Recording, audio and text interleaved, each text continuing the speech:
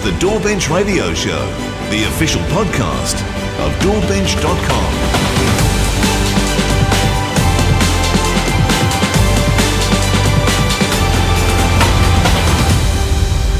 Welcome to the DAWbench Radio Show. I'm your host, Vin Curigliano of AAVIM Technology in Melbourne, Australia. And joining me today, co-hosting again, is Leon Herbers of Z Machines in Hamburg in Germany. Welcome, Leon. Hi, Vin. Thank you. How are you? I'm fine. A little bit more fit than last time. Yes, you had a nice holiday, summer holiday. Yep. We're in the depths of winter here, but, we're starting to come out of it, which is nice. We also have a special guest today, and also in Germany, Matthias Carstens, who is the co-founder and head of development for RME, who are a leading and one of the most highly respected audio interface developers and manufacturers in the world, with an enviable reputation for their cross-platform class-leading drivers. Welcome, Matthias. Yeah, thanks, Vin, for all these nice words, and hello, everyone. Oh, you're most welcome, Matthias. Most welcome. I just want to give my quick overview of my involvement and experience with RME. It goes back at least 2 decades, starting with the original early 96 series cards. The products have always been central to my focus and development of native DAW performance over the years, and they're still integral to my low latency performance work, which I will cover a little bit later on.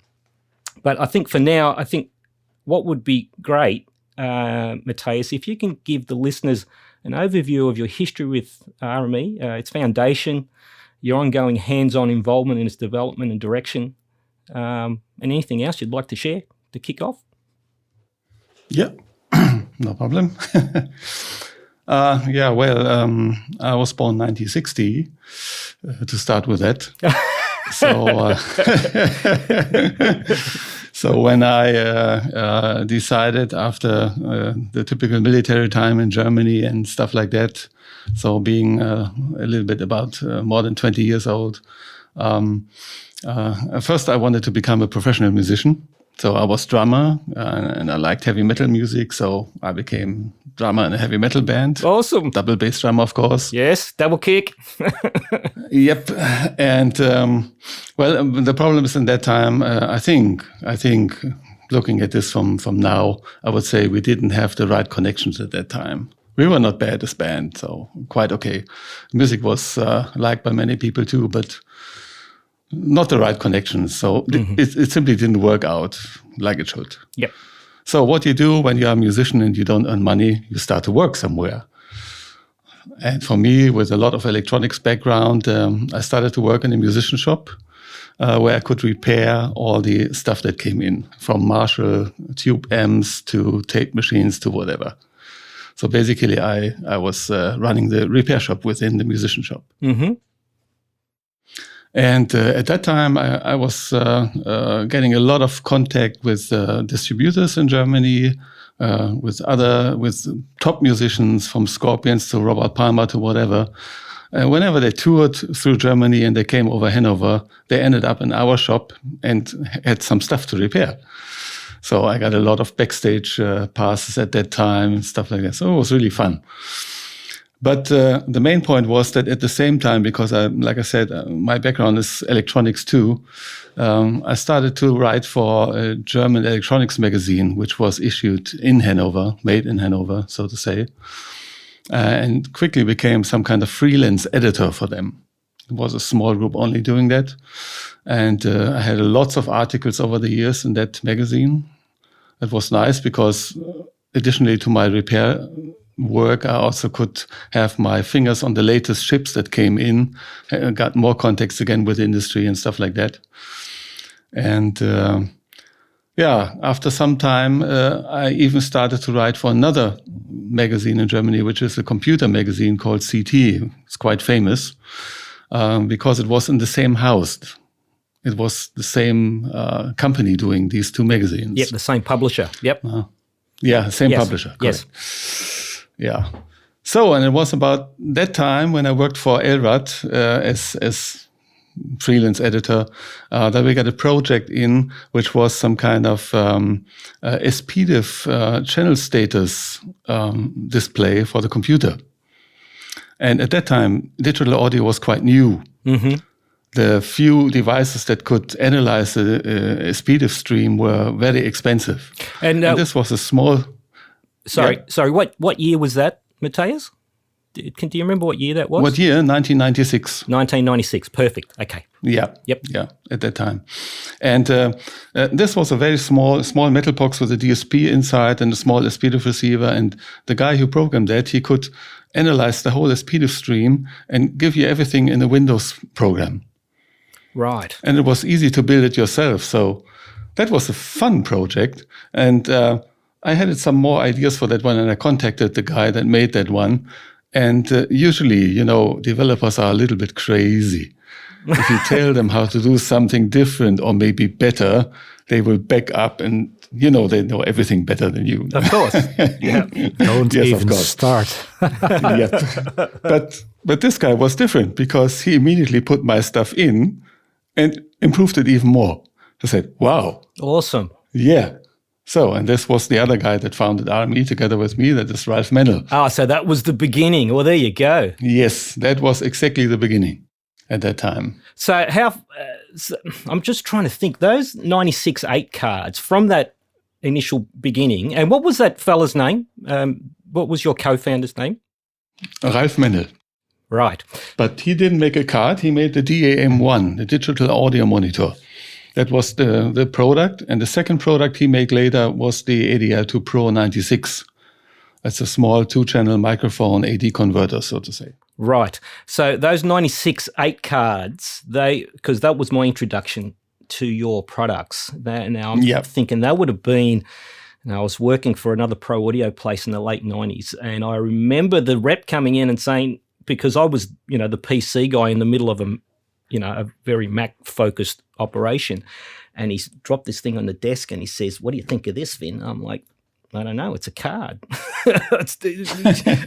And, but, he left it with me and I tested it and I was, literally blown away. And this is, I'm trying to think, Matthias, it would have been 98, 99, around that, it was pre-2000. Could be 97 even, I think. Those first 96 8 cards? That was the point. When we started with all this, we were not a company like that. Just Ralph and me decided to have this DAWM1 built by the small company in East Germany. Mm-hmm. They just did that on their own. We didn't have to pay them for that. They built the stuff, and all we needed now is someone who would distribute it. Right. That was a guy called Hermann Knödler at that time.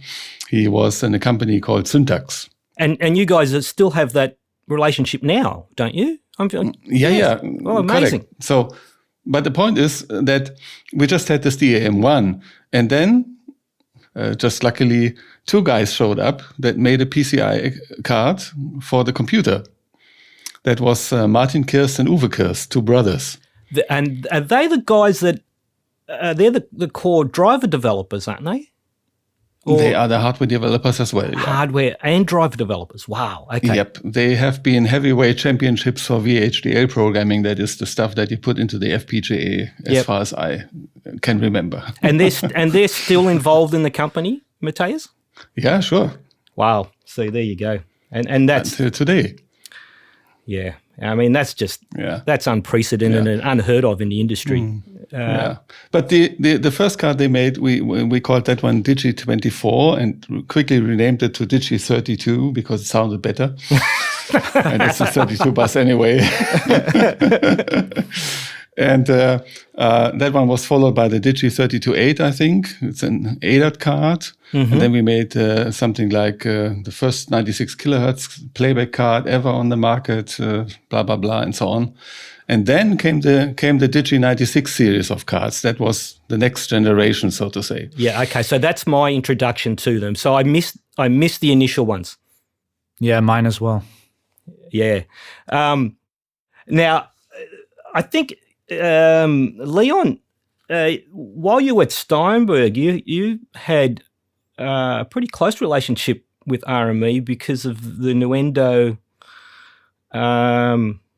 cards and I/O. The original Nuendo 1 card and I/O were essentially a rebadged RME. Well, not essentially, they were a rebadged RME. So Correct. Your relationship with RME would go back to that stage when you were the Nuendo product manager.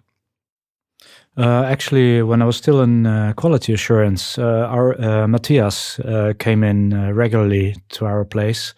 I didn't know back then it was to start up the Nuendo line.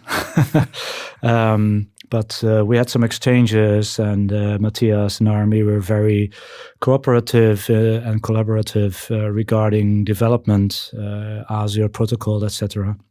And they've been already leading back then, despite a very good kickstart from M-Audio's side regarding ASIO drivers. But as soon as RME was in the window, then it became obvious who is doing the real work, so to say. Mm-hmm. And I was very pleased to have them as a partner. So, and I can remember that Matthias also was very cooperative in individual customer projects, where there were, for example, sync issues, and we had to find out what it was. And I can remember how Matthias sent me a bunch of cards and converters, actually 9 pieces, to sort out a certain issue that a post-production studio had, a big Hollywood post-production studio, and we got it solved very quickly.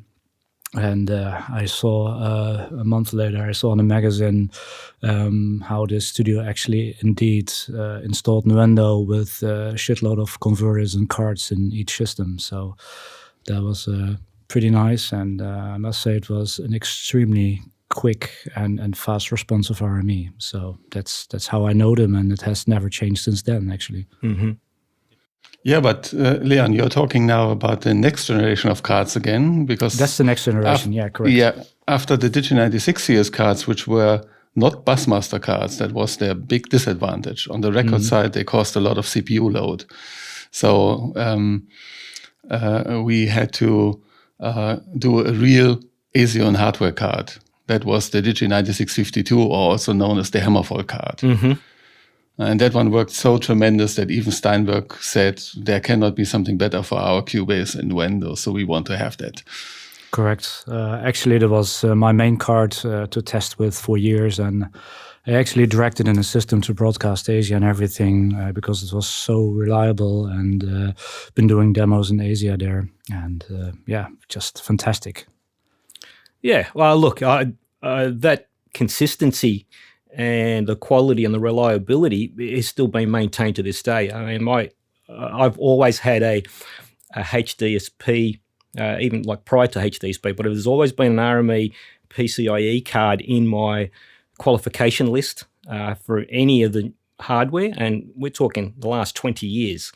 And they're also integral to my low latency performance database, which we will go into a bit later. But the performance still is unparalleled for all of those years. And, that is a testament to the development and engineering that RME have prided themselves in over the years. Can you give us some overview as well in regards to that whole engineering and product design and your driver development, Matthias?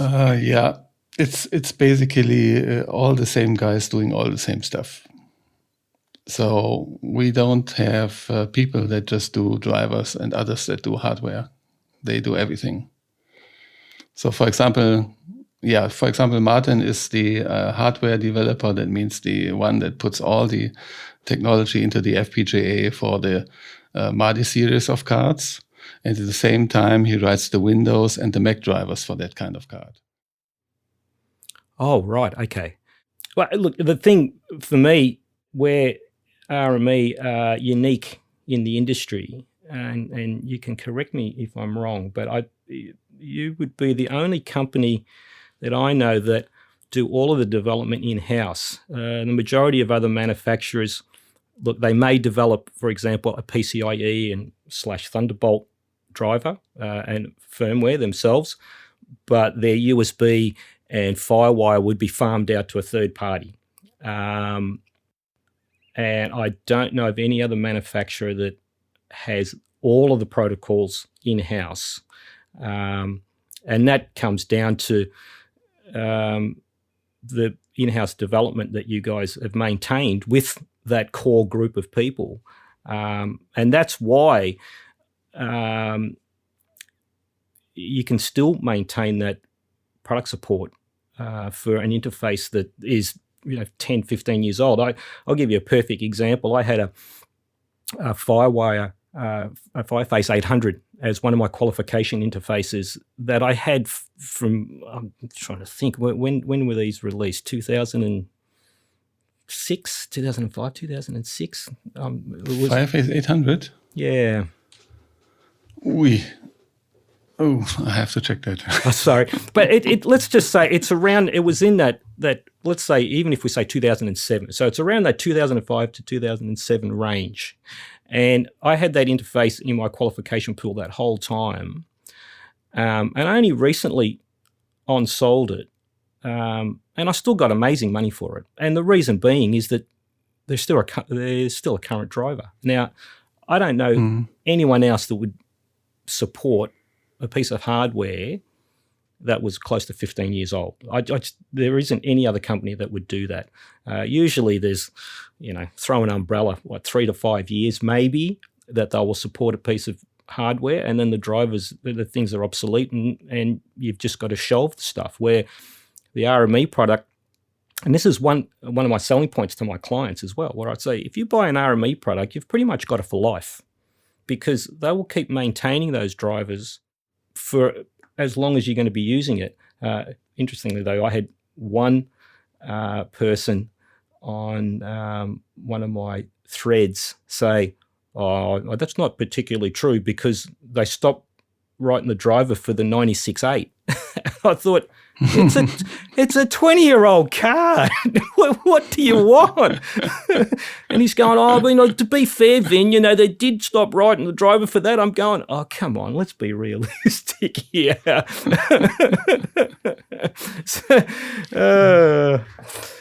Not only that, it's quite old and not much money worth anymore. It's like I said, the main problem from these cards was at that time that they were not so-called busmaster cards. Correct. And they had a lot of CPU load on the record side. So it's better for everyone to abandon that. Yeah, of course. And I'm pretty sure you supported the card for at least 10 years anyway, which is, considering you'd moved on to the better and more advanced cards, you still maintained the driver for those older cards for 10 years. So, there's really there's no room. By the way, your Fireface 800 is from July 2004.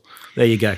So I think I was right. I think I would have got it around that 2005 type of, and it was sold last year. So 13 years I had it, and it just went to the new owner, and he would be in.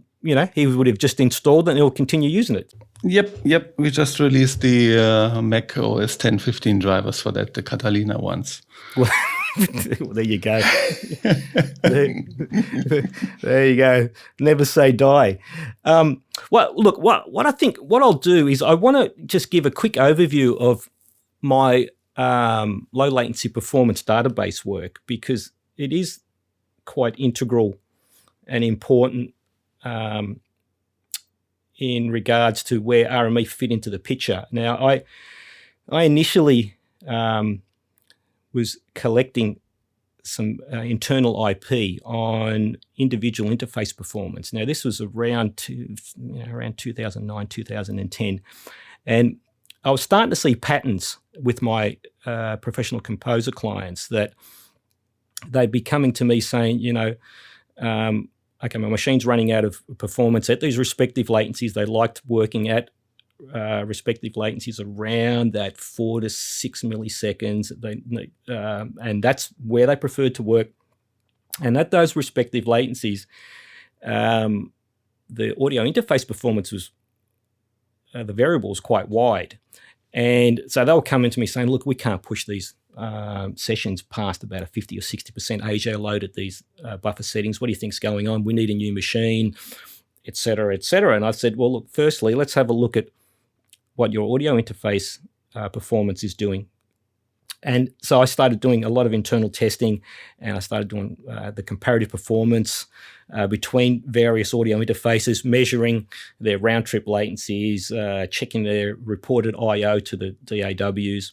And like I said earlier, I started seeing some patterns, and the patterns were that the reported I/Os were exactly the same across multiple manufacturers. The delivered performance on the benchmarks was exactly the same, and it was pretty easy to confirm that they were using a third-party driver. They could rebadge it all they want, but it was a third-party driver.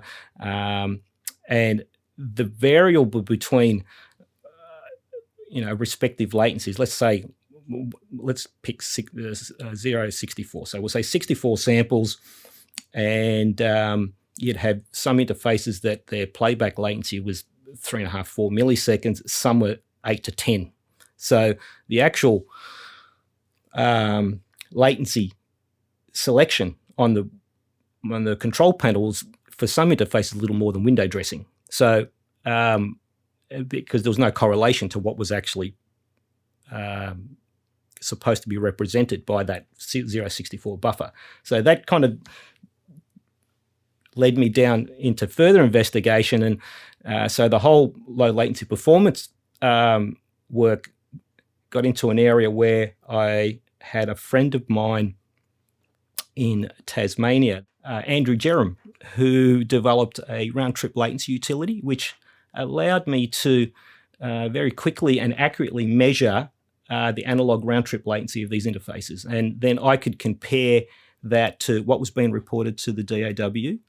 And what I found was that some interfaces were not reporting the A to D and D to A. Some were just reporting a nominal figure. Some were just, compared to what they were reporting compared to what was actually being measured, had absolutely no correlation whatsoever. So I was opening this huge can of worms. So I just continued with this work, and slowly but surely, the interface database, it went from 10 to 20. Now there's about 40 interfaces. And what I needed was an interface that I need to set the bar that all other interfaces were to be tested against. And I was very familiar with the HDSPE cards. They were, over the years, the best performing. So that is what I chose as the interface that was going to set the bar that everything else was going to be measured against. Now, this was around probably about 2011, I think it was, when I set that up. And the card was the HDSP AES and the ADI8 QS. That combination is still the bar that everything else is measured against. And to this day, 40 plus interfaces later, there isn't anything that's actually surpassed it in the test protocols. So that's quite amazing. And I mean, there's some that have got close, but still, that is still the benchmark that everyone is measured against. And if you look at the database results, the top 10, probably 6 or 7, or at least, about 5 or 6 of them are in the top 10, all RME products. And that goes across multiple protocols, which is, again, something that is unmatched by any of the other manufacturers. When you've got very similar performance across PCIe, Thunderbolt, and the USB. So that is, again, something that I think is unmatched with any of the other manufacturers. And it does come down to the fact that you do all of the internal R&D yourselves and continue to do that. And I don't think anyone else is really in a position to even be able to challenge you on that, Matthias. Oh, well, I'm not sure about that, but well, not across not across the multiple protocols, Matthias. I don't think anyone is in a position where they're going to say, okay, we are going to get similar low latency performance, efficiency and performance across the multiple protocols. That is not something that I can see anyone else even attempting. Yeah. Well, in some way, it's some kind of historical thing because from the beginning, we tried to do all that stuff in-house ourselves. Means we did not buy some third-party solutions, fixed or finished solutions, to have our PCI cores, PCI Express cores, or the USB cores, or whatever. So if we develop this ourselves, we have all the access that we need to optimize it and can make it work better with the drivers that we have. And this kind of combination is indeed unique somehow. As you mentioned before, there are lots of companies that use third-party drivers, and you can bet that they also have third-party hardware inside their units. Oh, without doubt. Without doubt. Yep. So as far as the controllers, all of those protocol controllers, they're all programmed within the FPGA with the RME products, correct? Yep. And we don't even have a speed of receivership or something like that. So, of course, we have a front end for front end chip for USB. You need that for the physical access, but the code itself, or the USB data handling, everything is done in the FPGA again. Yeah, so there's not a third-party controller that you're needing to arbitrate between the FPGA and the controller. Yeah, and look, correct me if I'm wrong, were the earlier FireWire interfaces like the Fireface 800 and the FireWire 400, did they have an extra controller between the FPGA, or am I mistaken there, or has it always been purely FPGA? No, that wasn't a controller, and that way it was just the physical interface chip again. Okay. At that time, we did FireWire ourselves already, and that's why we also were the first and only one who had a working FireWire 800 audio solution. Yes, correct. And I don't think anyone else actually even went down that path of FireWire 800. Apogee did, yeah. Or they tried, but it got quickly cancelled again. Right, okay. Yeah, look, I think with the Apogee one not being cross-platform, it probably just slipped under my radar, I think. Yeah. With the emerging technologies or protocols, there's been a lot of discussion and push towards Thunderbolt over the last couple of years. Now, I was one of the guys that had my arms crossed for many years when Thunderbolt was emerging and saying, well, show me the money. I wasn't seeing, any great movement towards it. And it was quite a while before it really started taking hold on the PC. Thunderbolt 1 was completely ignored. Thunderbolt 2, one of my development machines, I call it a unicorn machine because I've got a native Thunderbolt 2 controller in the machine, which was really cool for me to be able to test native Thunderbolt 2 audio interfaces on a Windows machine with the native controller, where everything was kind of moving really to the Thunderbolt 3, and then we were having to use adapters. So I can do both. But it's interesting for me that RME have only the one Thunderbolt interface.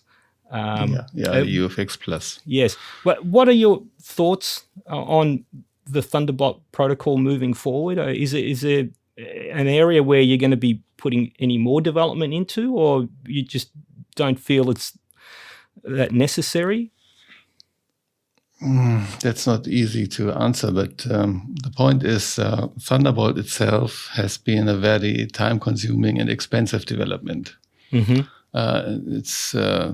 You have to work together with Apple and Intel. Yeah. Lots of NDA stuff, testing, shipping the units around the world for testing or certification and stuff like that. And it made sense for the UFX Plus because of the high number of channels somehow. But if you see that we can transfer up to 70 channels over USB 2 already, the question is, do we really need that? Yeah. Yep, of course. And we can save a lot of money, and that means the customer can save a lot of money by not using Thunderbolt. Yeah.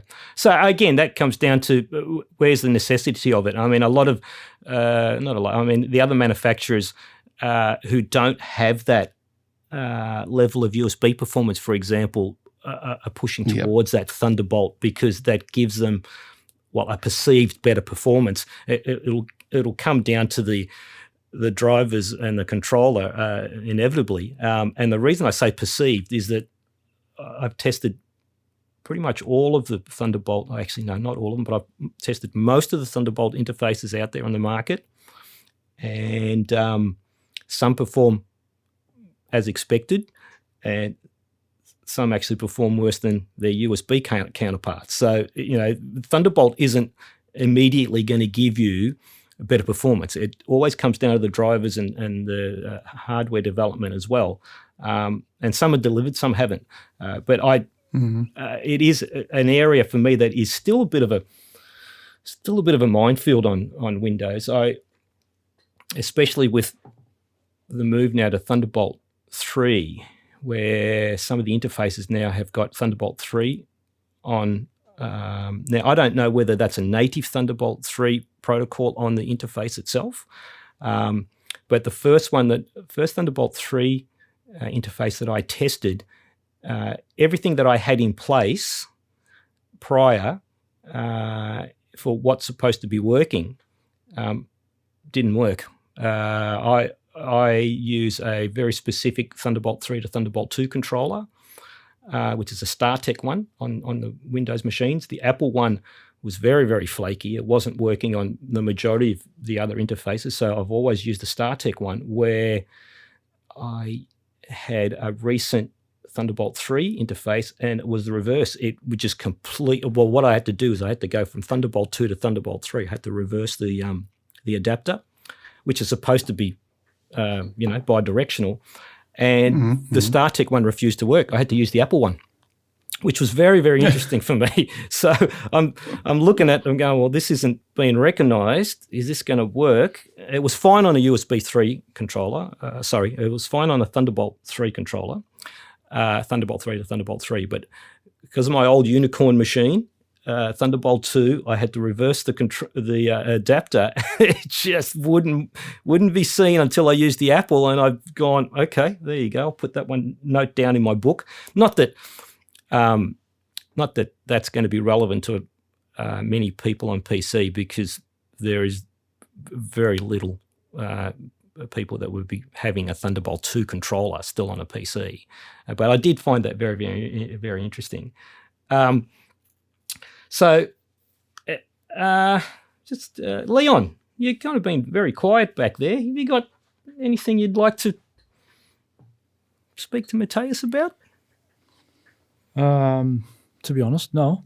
I'm just listening this interesting conversation, and what is the state of the Z machines with the USB 3 or Thunderbolt? Well, we offer basically every technology that the customer wants. So if they want Thunderbolt, they can get Thunderbolt. It's more about what we actually recommend. And the thing is pretty much the same as what Vince said, is for us, the most important part is we have about 95, no, actually 99% professional customers, and they rely on the systems to work. And this also makes us choose peripheral hardware and software of which we know that it's absolutely reliable. So alone by that, and together with the performance that needs to be offered, there aren't many brands or products that we would like to ship with the system. So when it comes to Thunderbolt, there are a few products which work well and which have been reliable in our systems without much fuss. And we would offer them if they really want that combination of features. But when it comes to performance and reliability, then we typically recommend RME. Also, because most of our customers, they want MADI or Dante, and we have reliable solutions for both. And so basically, you prefer the PCI Express cards. Definitely, it's the most solid for other customers who don't need much I/O or who need analog I/O. Just a few channels. We typically offer USB devices from RME because every time I test an interface here from any brand, the Babyface Pro is my reference unit because it's I can hook it up to any unit we have. And it's a very quick reference, and it's very simple. If a unit, doesn't matter if it's Thunderbolt or PCI Express or USB 2, USB 3 or whatever, or FireWire, most of them cannot even beat the Babyface Pro with its USB 2. And I must giggle a little bit when I read on forums about people who say USB 2 is unreliable and not performing very well. And I don't know. It's my reference unit. I use it now for this recording. Anyway. Sorry? Outdated anyway. Yeah. Oh, yes, the outdated, yes. Yeah. Well, look, on that, when they're saying, USB 2 can't match other protocols, I mean, what is their reference? Their reference is usually an Xbox controller running what's that driver called? Yeah, I've just had a brain fade. Tesicon? So there's an Xbox. They're using an Xbox controller and a Thesicon driver. That's their reference. Now,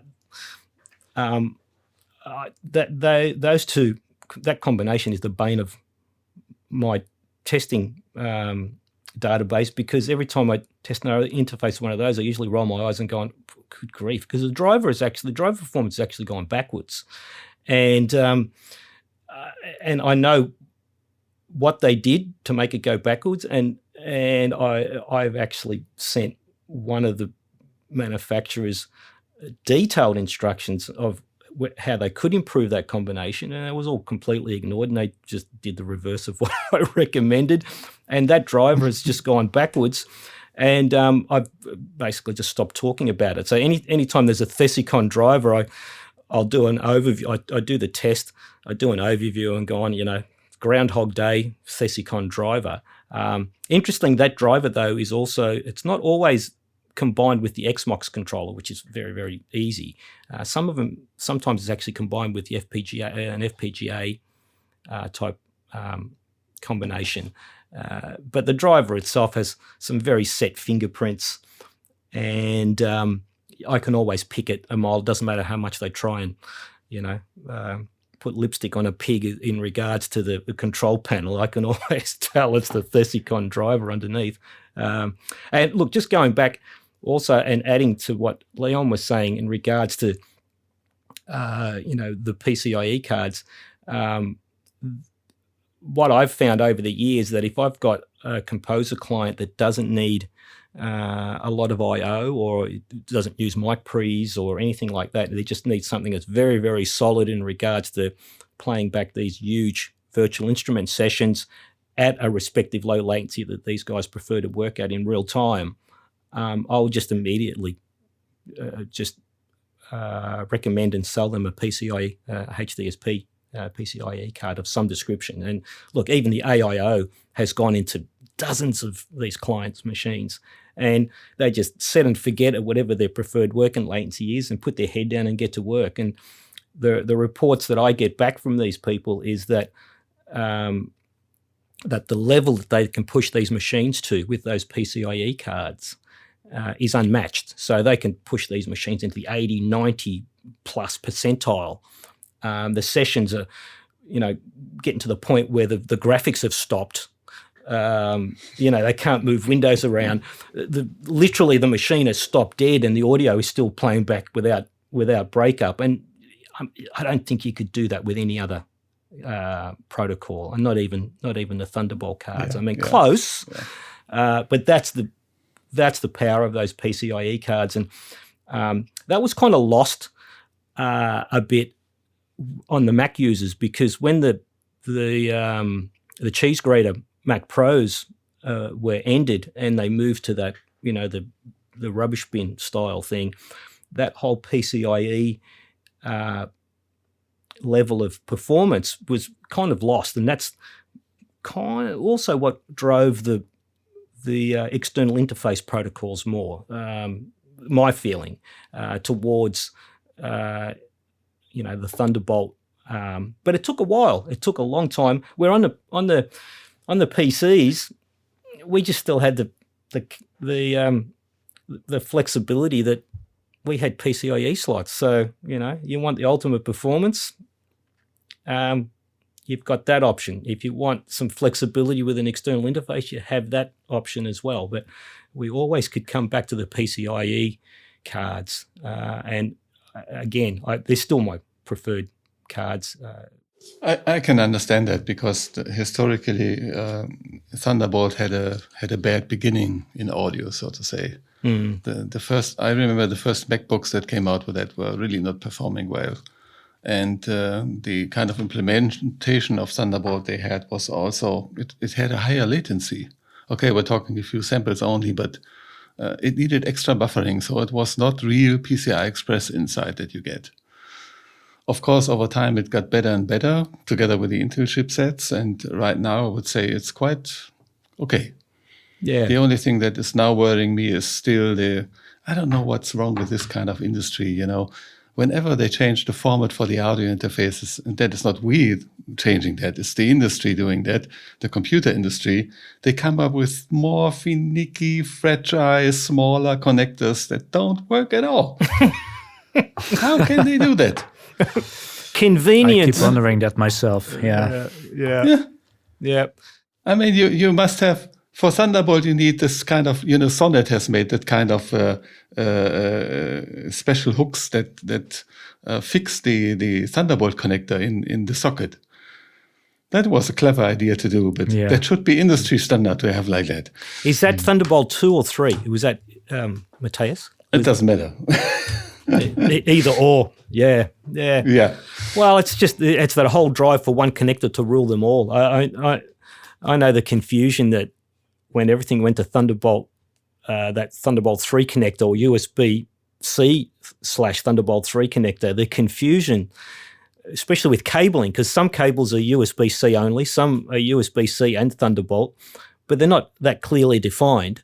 So, and then you're getting USB-C to USB 2 or USB 3 legacy connectors, cables that some are only good for charging. They don't pass data. And I know for a fact that one audio interface manufacturer accidentally shipped their USB 3 interfaces with a cable that wasn't passing data. They can remain nameless, but I just thought, what, really? It must have had a very good signal-to-noise ratio. Yeah. Oh, that's great. I've got one question, Matthias. Leon has worked in this area far more than me, but I haven't really. I've dipped my toe in it, but not as much as Leon, and that is the Ethernet protocols for audio. So the Dante and I can't remember the other name of the other one, but this is an area that I haven't. What's that one? Sorry. There are so many. What's the two main ones? So you've got Dante and. Currently, I would say AVB or AS67. That's the one. AVB. Choose. Yeah, AVB is the one that I was thinking of. And look, back in the early days of the RedNet, I was given a system to have a play with, and I was having all manners of issues with the managed switch, which I've since discovered is not as critical now, but I could never really feel comfortable with the whole thing, with the whole managed switch. I've got another Dante based system here that I've been meant to be testing for ages. I just haven't found the time and energy. I do see that RME has released some new Dante interfaces recently. What's your feeling on that whole area, Matthias? Well, it's one interface only, not interfaces. All right, so one interface. Yep. Yeah, and the Digiface Dante was basically a simple idea. You know, if you want to implement Dante, you usually go to Ordinate and you buy this kind of Brooklyn module. That means it does everything from the network side that you need. Also, Ordinate provides the driver and the controller for all this. So all we needed to do is put this into our digital interface to USB. So we put the RME at the front end and the Brooklyn module for the Dante network. Right. Okay. That was a product very quickly put together, very easy for us. And it was a perfect combination because at that time, I'm not sure about today, but at that time there wasn't a single Dante to USB interface. And we made it with USB 3 because in that kind of thing, the price was not so critical. And you are more flexible, you get the bus power, the higher bus power that way and stuff like that. So it was a very unique and for us very attractive product. But that doesn't mean that we start now to make Dante interfaces like crazy. Right. Okay. So, I mean, for me, because I don't do a lot in live broadcast systems, you know, with the larger IOs, I have built machines in the past for some major broadcasters, but we were using MADI systems for those, which were, you know, the go-to. But I have been hearing snippets more than, you know, of the move towards Dante, especially for those large I/O type of environments. Leon, I know that you work a fair bit in that area, or more than me. Still am. Yeah. So is that where you see the Dante being more prominent? I do know that it has started to edge its way into post-production and some educational facilities as well.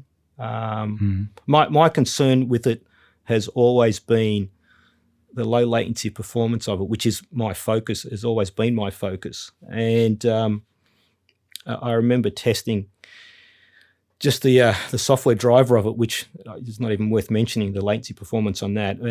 But then there's the DSP card as well, which is an accelerator. But it's not a network card, which I always found intriguing because I'm thinking, okay, so you've got a DSP accelerator card and you still have to run a conventional Ethernet connection and then you have to run it via a switch. So am I on the ball there, or am I kind of going off on a tangent? Is that the basic Dante protocol interconnect? To get the low latency, you do need the DSP card one, but you also need to run it via an intranet or an Ethernet switching. Well, it's not really a DSP card. Basically, it's I would say it's like a modified Ethernet controller, which makes sure that the streams are optimal. And I must say, it works really well. They've done a pretty good job there. But you go through switches, but you can set the latency pretty low. And I must say they did a pretty good job there. Not exactly up where RME is, but it depends a little bit on what version of what software you're using. I actually tested, I benchmarked the system today with DAWbench, with a MariaFX, and with one of the PCI Express Dante cards. And I tested multiple versions of this software host, and I got very interesting results that I haven't really sorted out yet, but it jumps up and down a little bit. Although the low latency tendency clearly steers towards the RME cards. I used the MariaFX for that, which is our other main reference card. But I must say the Dante cards do a pretty good job. It's not that bad. You have some more overhead in the network, but you can switch that from, I think it was 150 microseconds up to 5 milliseconds, depending on how many switches are in between and how stable the network is. But I've noticed that here in-house, when we test with a 3-room setup with 3 switches, and multiple devices and streaming 128 channels of 96 kilohertz back and forth. You can actually do that with 150 microseconds buffer in the network if everything is set up properly. So yeah, they do a pretty good job. Right. Okay. Yeah. So again, for me, it was that whole additional arbitration between I'm calling it a DSP card. It's actually an accelerator card. So I remember when I first received one, and there it is with an Ethernet connection, and I connected the card without, typical me, not reading the manual. I just went, oh, here's a card, and I threw the card into the machine, and I connected an Ethernet cable to the interface, and the interface is blinking at me, going, what's this? I don't know what I don't know what you're doing with this. And then, of course, I had to sit down and go, okay, I'm going to read this manual, and then discovered that, well, hang on, it's not an Ethernet card at all. It needs to run with the standard Ethernet of the machine. So again, that was always my concern, that there is that extra complexity to the system. So and it's the main reason why I've never really focused on it a lot, because I don't do a lot with the live and installation areas of the business. But I do know that is something that it is growing, and because it is less dependent on latency as well, is an area that it is starting to make some inroads. So that's where I was interested, where RME were feeling that whole area was going. So that one card, Matthias, you think that's going to be enough to cover the bases? You mean our Dante card? Yeah. Yeah, sure, because we focus basically on the mobile aspect of this. Yep. So, like I said, this was the only thing missing in all this kind of Dante networks.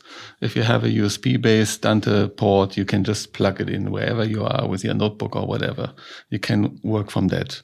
But also from your desktop machine, of course. It will give you a lot of USB power. That means you can run it bus-powered. Mm-hmm. Very convenient then. And by the way, what you mentioned before, I think this is what we included within the Digiface Dante. We have an internal Ethernet port, so you don't need to connect this one to the extra network card in your PC or Mac. This is all done directly. Oh, right. Okay. Yeah. So it's not only Dante coming out from that card, but you also can use whatever web controller interface or stuff like that you usually use with a network over that one. Right. Okay. Oh, very cool. And you did mention AVB. Is that an area that you're looking at getting a product into at all, or? Yes. Actually, AVB makes a little bit more sense for us as manufacturer and developers.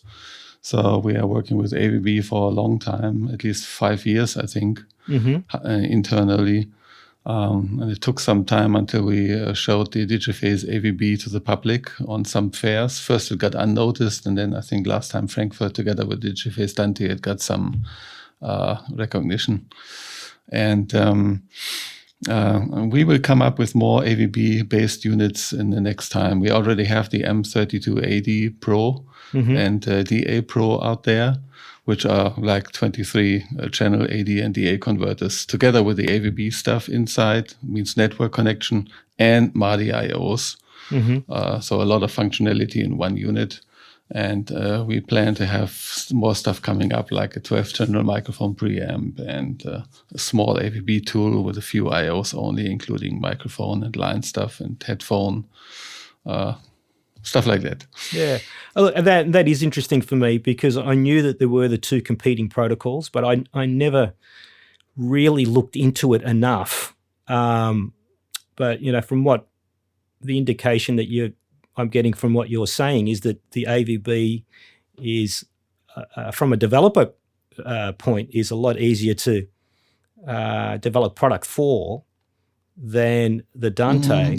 No? Sorry. Okay. That was my misunderstanding. I think AVB is much more complicated. Oh, okay. The point is more from the manufacturer side. There are too many Dante products already. Why should I make a Dante product now? I mean, go to the Ordinate website, you can choose among thousands of interfaces and whatever, microphone preamps, converters. So that doesn't make sense. But the AAVIM stuff, especially with the latest Milan development, is more interesting because there are not so many products out there. All right, very cool. And plus, you've got, you can actually include that with your products that already have MADI as well. So it's, it gives the products a wider flexibility. Well, that's awesome. Correct. You can either use the MADI ports to put signals coming from something or going to something over the network port, or you can just get away with a network port, don't use it at all, and just use it as MADI converter. Everything is possible. Yeah. Awesome. That is awesome. Okay. Well, is there anything else that we want to discuss that we haven't covered? I think we've kind of covered a fair amount of ground. I wrote down one thing here that was when you mentioned the wrong latency indication in the drivers from some companies, because that is something I never understood why they do that. Basically, of course, you could say performance was not good. They had to make the buffers more big, and they tried to cover that somehow. But the user normally notices that latest when he is doing the overdubs with his DAW. Of course. So the files don't line up correctly. Nope. I mean, it's more than obvious. Nope. And also the bigger problem there is that when they're reporting incorrectly to the DAW, how is the DAW going to do the delay compensation? All the calculations are wrong. So there's stuff all over the place. Look, there's been a recent interface that was misreporting their I/O and round-trip latency by up to 6 milliseconds. And when I discovered that and reported back, the first thing was that they crossed their arms and just denied it until they did the measurement and acknowledged it and went, okay, well, they said, well, we can't fix it. I just said, fine, then report it correctly to the DAW. And then they didn't really like that idea because then all of a sudden their advertised latencies were a lot higher. So we were in this catch-22, but it was like an elephant in the room. I'm going, it's misreporting by 6 milliseconds. That means at least your I/O is at least 3 milliseconds out. How's the DAW going to be compensating for that? Just at least report the correct driver latency and deal with it, and which they did. But it was like, I've seen some beauties over the years. I've got to tell you that was 6 milliseconds is nothing compared to some of the stuff I've seen, Matthias. I've seen double latency, triple latency, stuff that just has absolutely no correlation whatsoever, like I mentioned before.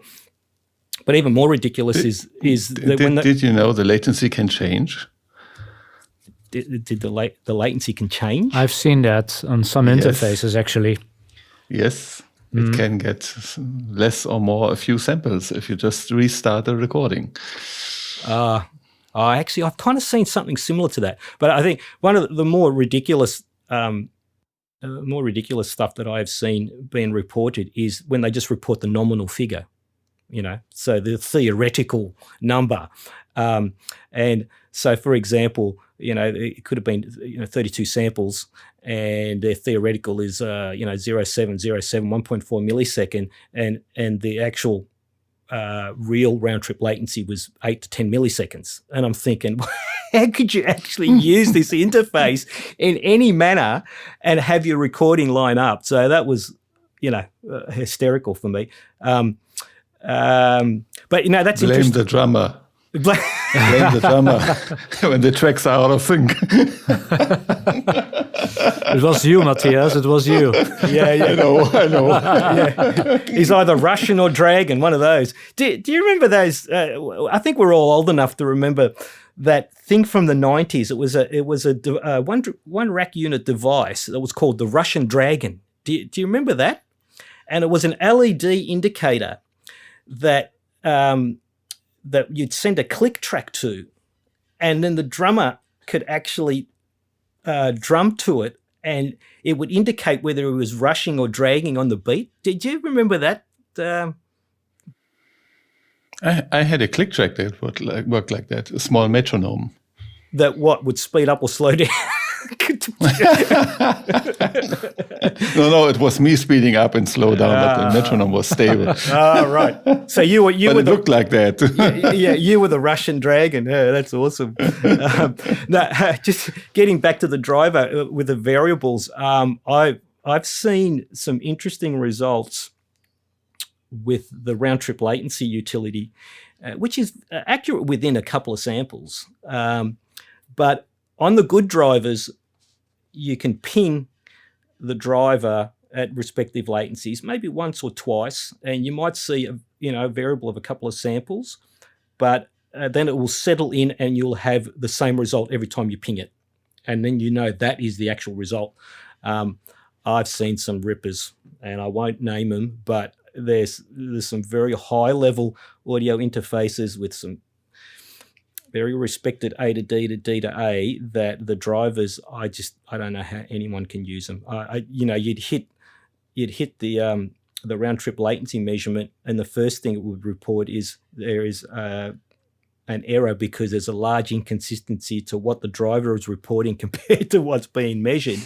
And then I'm looking at the result and it's shifting. Sometimes it's 5 milliseconds, sometimes it's 50, sometimes it's 200 milliseconds. And I'm looking at it in, the jaw has dropped. I've gone, I can't complete the testing. And I don't even mention that I've got the interface and I've tested it, because then I'm going to have to, publicly say, hey, I didn't get a result for this interface. I have in the past where I've posted a summary where I've said NRA, no result achieved, but that's it, but it is when you've got that type of fluctuation, and this was only the last one that I saw that was doing that was very, very recent.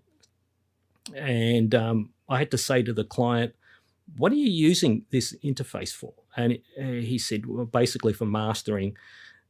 I said, okay, are you doing any production work? He said, yes, but I've got a Babyface Pro for that. I went, phew, thank fuck. And I've just said, that's awesome. I tell you what, use this one just for your mastering, right? Don't even attempt to do any production work with it.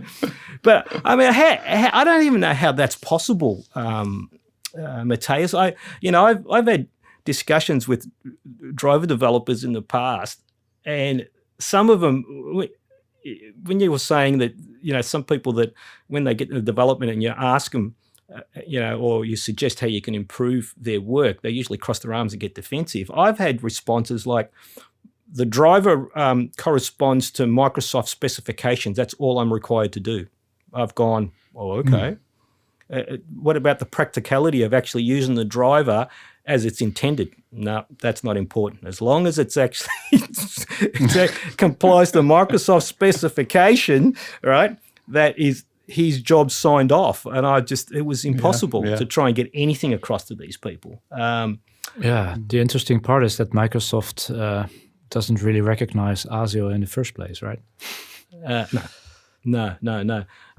Look, I in the past, in distant past, really early on in the database testing, and when I noticed the similarities between a couple of audio interfaces, and I discovered they were using the old DICE Firewire controller and driver, and I emailed TC Applied directly and said, this V3 driver that you've got, it's okay, but there is some improvement to be had. And I know that there's some improvement because Avid, who were using the same controller but wrote their own driver or rewrote their driver, were getting measurably better performance. And I gave them that example. I've said, look, I know that there's some performance improvements in the driver because, this Avid MBOX unit, which uses your controller, and a modified driver, or whether they've rewritten the driver themselves,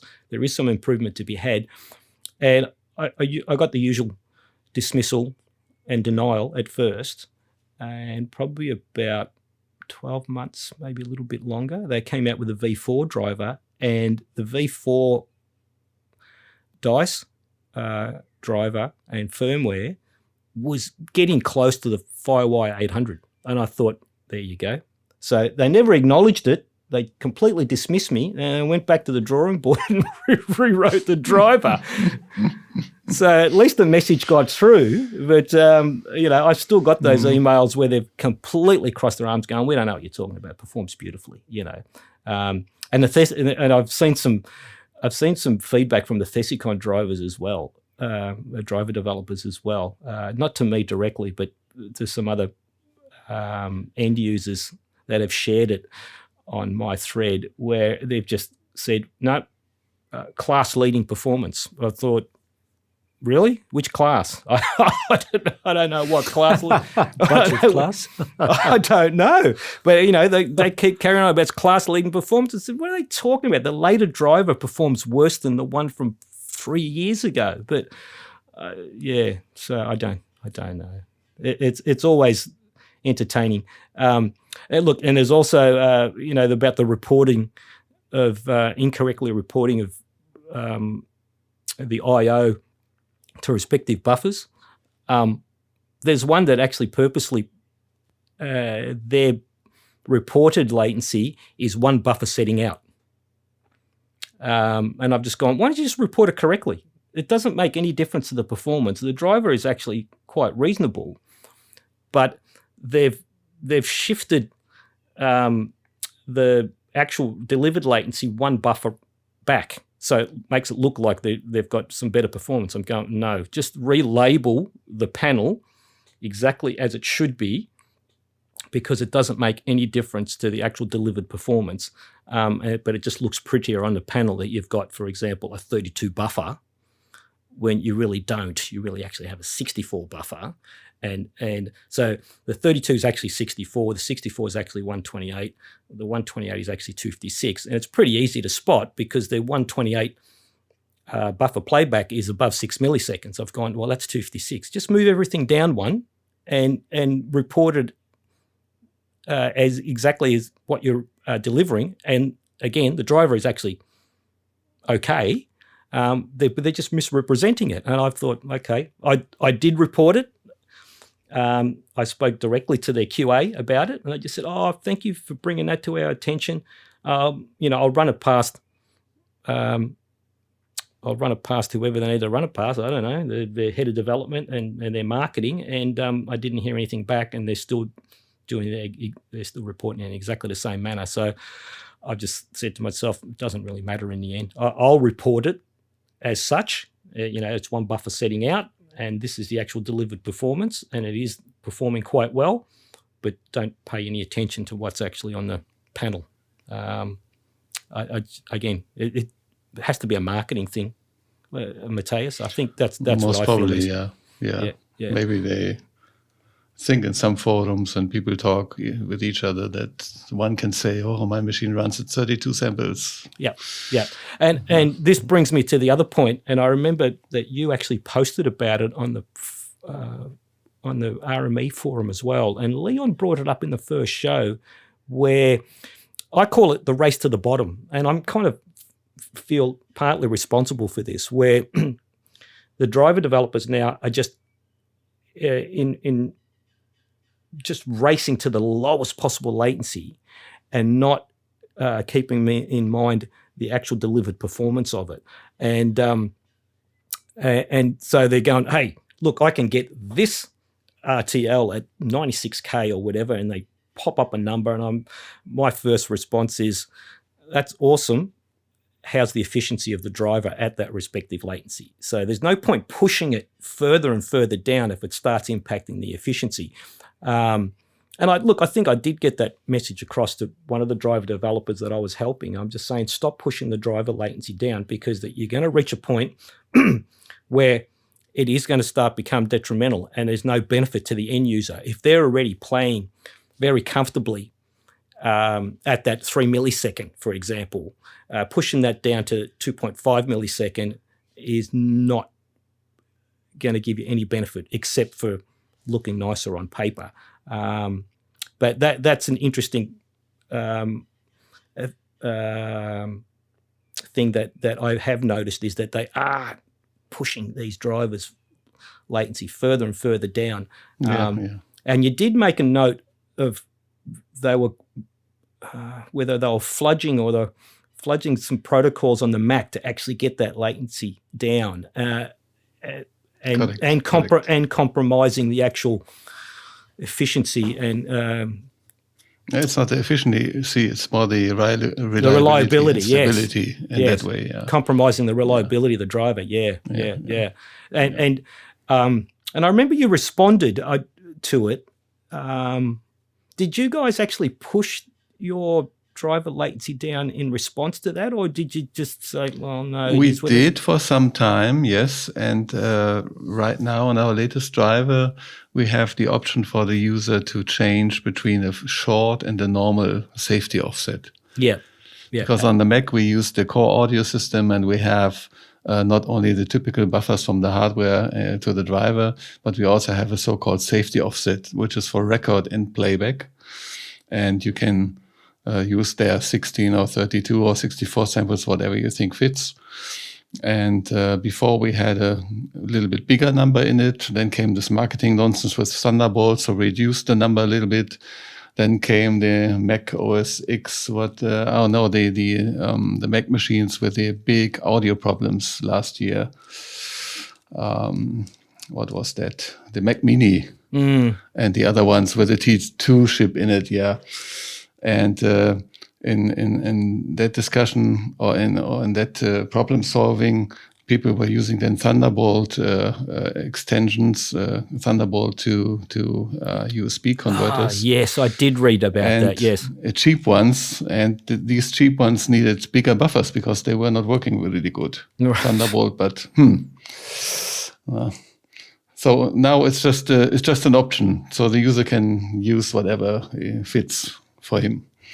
Yeah, the whole catch-22. And look, one of the other discussions that I had with Leon in one of the previous shows was the difference in performance between the core audio and the ASIO driver.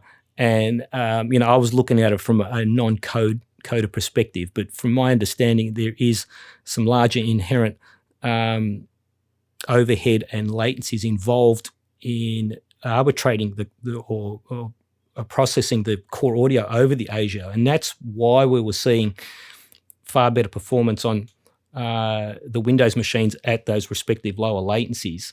But again, this is something that it's at that code level, and it's a little bit out of my area. But do you have anything that you can share with that? Matthias? Yeah, it's quite easy. If you look at ASIO, it's basically, for example, with the PCI Express card, the best performing cards, it's interrupt controlled.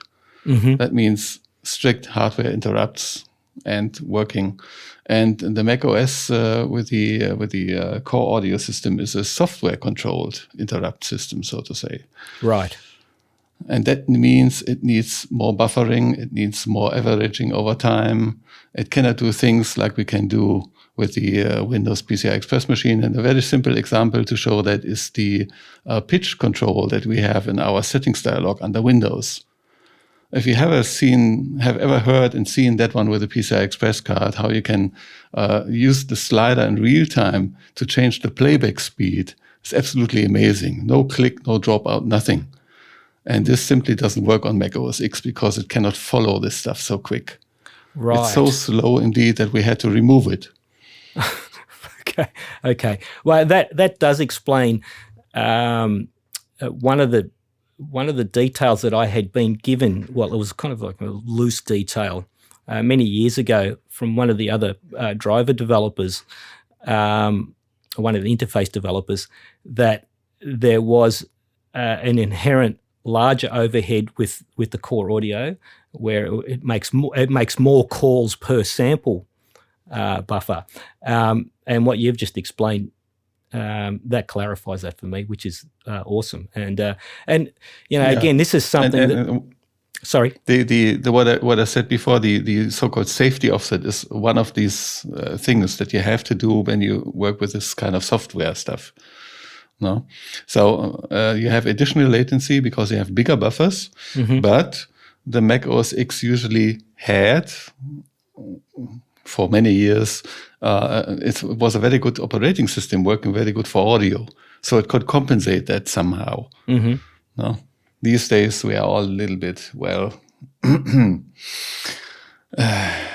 compromised. Let's say we're at the mercy of the not operating so happy system anymore. Yeah, we're both at the mercy of the operating systems. Myself and Leon have Yes. spoken. I mean, in the last length. years, we had so many problems with the Mac OS X, and every time it's the same game. People come to us and complain because they hope it's our fault because they know we will fix it quickly. But it's not. And we have to wait for Apple to come up with a solution somehow, and it will come up someday. Sometimes it's not just a patch, then it's a new operating system you have to wait for, but it will work again. You just have to wait. I did follow some of those threads, the recent threads with all the USB problems, and there's people screaming at you guys, fix this thing, it's your problem. And then all of a sudden they're realizing it's across all of the different USB interfaces. And they go, oh, hang on, this is good old, Apple have to resolve this one. Look, myself and Leon have spoken at great length, not with OS X, obviously, because we're not really swimming in that pool at the moment. But with Windows 10, for me personally, and I know that Leon can vouch for this as well, we have, various challenges that we've navigated over the 4 years of Windows 10, and I have personally some very specific versions of Windows 10 that I've signed off on, and they're the only ones I deploy. I don't automatically just go to the latest and greatest because it does shift the dots and it does break things, and their performance does actually vary a great deal between the different versions of Windows 10. And one of the points that I made quite strongly is that there really isn't such thing as a Windows 10 in respect to how we looked at Windows 7, for example. We had a very consistent kernel. We might have had a service pack, but there's not a lot of dots being shifted. Where Windows 10, every 6 months, well, maybe not every 6 months, but essentially we've got a new operating system in far shorter amounts of time. So Windows 10 is really more a brand now than an actual operating system version. It's much like OS X, where you've got OS X version, whatever, 10 point, whatever it is, So Windows 10 for me, I have very, very specific versions. I do a stack of Q&A every time the new ones come out, and if I see any flag, I'm going, that's it, and I move on to the next one, and I'm willing to wait. And the clients that come to me, I essentially say to them, you have to approach this machine like an embedded machine, and don't go turning on your auto updates. Patch Tuesday. Oh, my performance got hosed. Well, what would you like me to do about it? Reverse it. And I remember reading in on the forum, the RME support forum. I'm trying to remember what I think you went from. There was one jump of revision. It might have been 1803 to 1809, or it might have been 1709 to 1803. And I remember you posted a note where you've said you updated, the performance got hosed, you had to actually reverse it and go back to the earlier one until you resolve what was going on. So what are your feelings on it? That wasn't the audio performance as such. That was a different problem. Oh, okay. What was that? The whole installation went south, and I just had to pull up my backup and do it again. Oh, right. So the update actually hosed the whole installation. Yeah, correct. Right. So what are you finding at your R&D level, just navigating that whole Windows 10 paradigm every 6 months or so? I mean, they do release something for 6 months, and then it takes them 4 to 6 months to actually say, okay, it's okay to use, almost. 1809 was a prime example. 1903 for me has been another example, because they released 1903 and I put it onto my test development system, And the first thing I did was I did some optimizations like I usually do, and then I ran a DPC latency test, and all of a sudden I'm getting spikes into the 3000s, and I went, "Wow, what is that?" Yep. And the only thing it was reporting was NTS kernel. And I'm like, well, that's not telling me anything. So I went through a period of about a couple of weeks where I was just changing hardware, disabling this and changing biases and all the rest of it. I went, I'm going to stop this because this is ridiculous. This has nothing to do with hardware on the machine, because I could flip out that SSD and pop in another SSD with an earlier revision of Windows that I'd signed off on, and the DPC was flat as a tack. So it was something that was very specific to that 1903 build, and they have acknowledged it and they have fixed it. I'm still not convinced. I'm still not convinced, and I don't know, Leon, are you convinced that 1903 is, I'm actually doing benchmarks right now on it. So far it looks good, but I have no comparison benchmark done yet right. to actually know the figures. But it looks good and very usable so far. Yep. But we indeed got the DPC issues in the beginning as well. So we waited it out until Microsoft found out it was a security thing at kernel level. So they got that fixed. Yep. I don't think they've made that. They haven't made that too.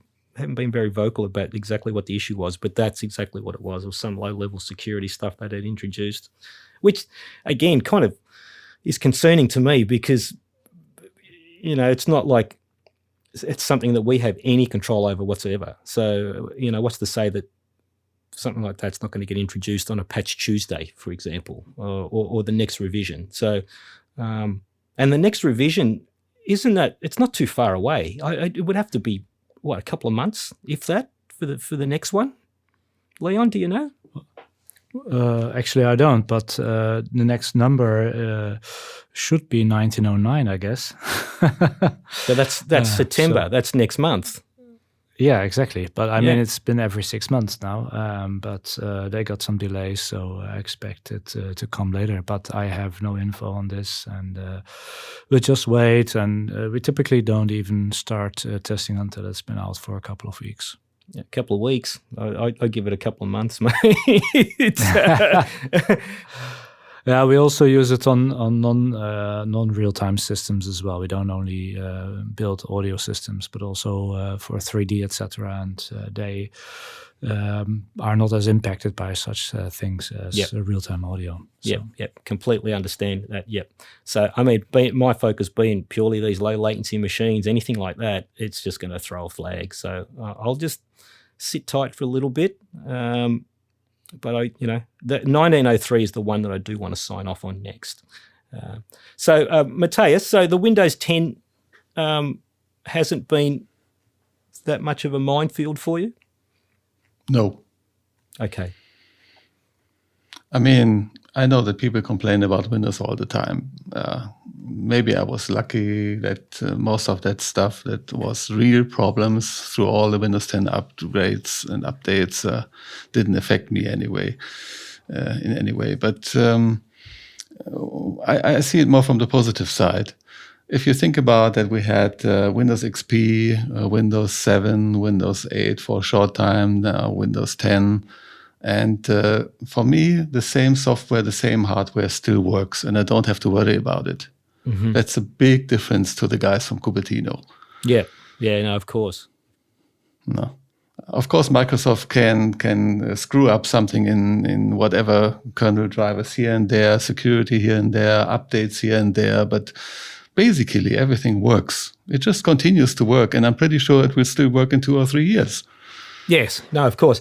I mean, look, some of the issues that we've seen with Windows 10 is really low latency performance stuff that isn't overly obvious to a lot of people, but myself and Leon kind of probably test to an nth degree a little bit more than some others, and they do throw up the flags. I mean, my biggest qualm for Windows 10 has always been the whole automatic update paradigm. If we've got a machine, we've configured it, we've optimized it, we want to lock it down. We want to control the updates. We don't particularly want to say, well, too bad, every Tuesday you're going to get an update forced on you. And most times than not, anytime I see those update patches, they're pulling the patch 2 days later saying, oh, don't update. I'm thinking, well, what kind of QA are they actually do they have before they push this stuff out? I mean, 1809 was the pinnacle of, a pinnacle example of one that they really pushed out too soon. Yeah. So that one was really something that, they got a lot of flack over. I'm just hoping that they do give us back some level, at the pro level, some level of control over the updates. I mean, they're slowly edging towards it, but it's not that difficult, Just give us back the control we had in Windows 7 and Windows 8, and we can take responsibility for it. We're big boys, and let the sheep, I call it the sheeple majority, they can run their auto updates. They can have all their metadata and everything else that they're farming off these machines, dialing back home and reporting back. But for us media professionals, it's been a bit of a juggle. It's been a lot of a juggle, actually. Yeah. Locking down these machines and maintaining the performance. We also had the issue with the MMC CSS issue as well with the Steinberg machines, where we were kind of blindsided by that, where Microsoft moved the MMCSS optimization to a kernel level and then imposed the 32 thread limit, where in Windows 7 it was unlimited threads, or if it was on, I'm not sure what the number was on Windows 7, but it was a number that wasn't going to be impacting us. And that kind of blindsided us a bit as well. So, look, it has been an interesting ride for me. But, look, it's good to hear that it hasn't given you guys too much of an issue. That's promising. So what do you think, guys? I think we have covered an enormous amount of ground, and it's been awesome. And, Matthias is more than welcome to come back again. But I think we could pretty much finish it up now, and that would be appreciated because I have to fly to Thailand tomorrow morning. Aha. Okay. So yep. Okay. So that's awesome. Why don't we finish it up here? Look, thank you to both of you. Very much appreciated for your time and energy. You're welcome. And I think we'll sign off here. Leon? Yeah, thanks a lot, Vin, for the show again. And it's been great talking and listening to Matthias again. Thanks. Yeah, thanks, Leon. Thanks, Vin. Interesting stuff here. Maybe we meet again on some kind of podcast. Or a trade show. Yes, there you go. Trade show. I haven't been to a trade show in years. That there's an idea. Look, thanks again, guys. That has been awesome. Okay, on to the next.